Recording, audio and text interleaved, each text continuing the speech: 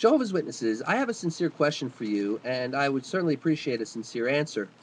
When you are baptized into the Watchtower Society brand of religion known as Jehovah's Witnesses, you acknowledge in the affirmative that you believe that this organization is directed by God's Holy Spirit.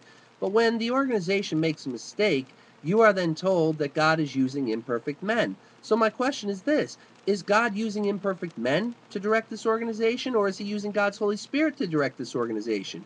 If you tell me that God is using imperfect men, but it's still directed by God's Holy Spirit, then my next question for you is this: when the Watchtower Society is in error and must correct its teachings with new light, were the men of the Watchtower Society not following God's Holy Spirit's direction, or was the Holy Spirit incorrect in its directing?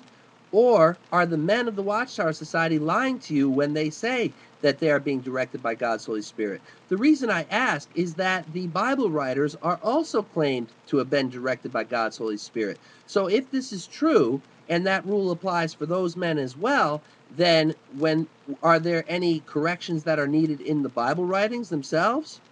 Or were those men inspired and the Watchtower Society writers are not inspired? If the Watchtower Society writers are not inspired, can they make the legal claim that they are directed by God's Holy Spirit if they're not inspired by God's Holy Spirit? Please get back to me with an answer. Thanks. Ciao.